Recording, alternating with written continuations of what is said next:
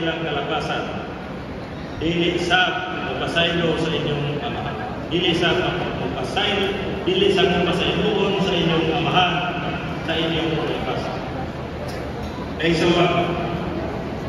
Mga igsuwa ko yung natanan. Ginalagdoon na sila.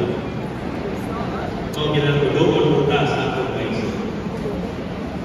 Kana inyong tapat ba? Kasi inyong itapat ba? Kana mo inyong ganahan. Kami, nasibo,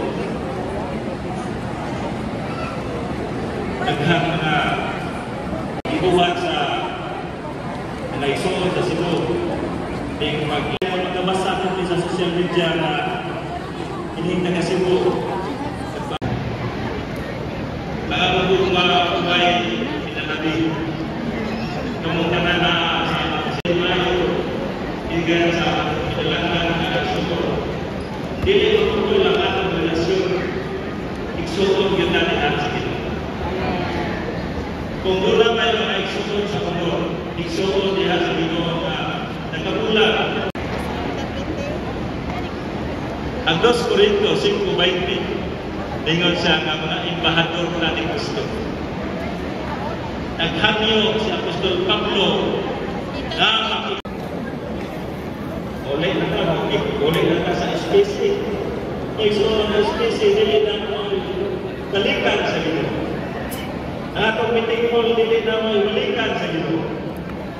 Ang ito katulasakinan dili na ito madama. Sumabdo na nanudlong ko adlaw-adlaw. Why sukot sa bawas? Why sukot sa bawas?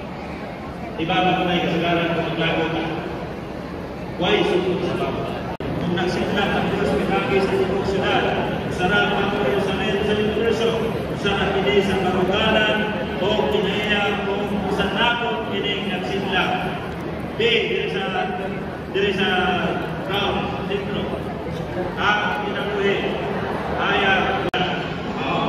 lakbit aso sa pagkakas sa Diyos sa tanang pagkakakunan. Manang na nagsig ang pagkakaw sa kasi sa Ginoo.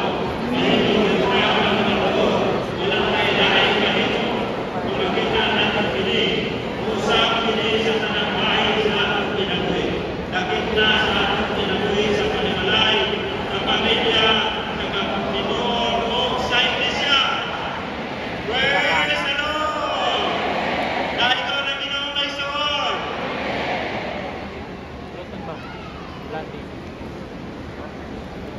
Mga sa Matthew chapter 6 verse 12. Ining pagsinati nato sa life, light, love, connection, mudala ni nato na mas makasulunta sa reality upang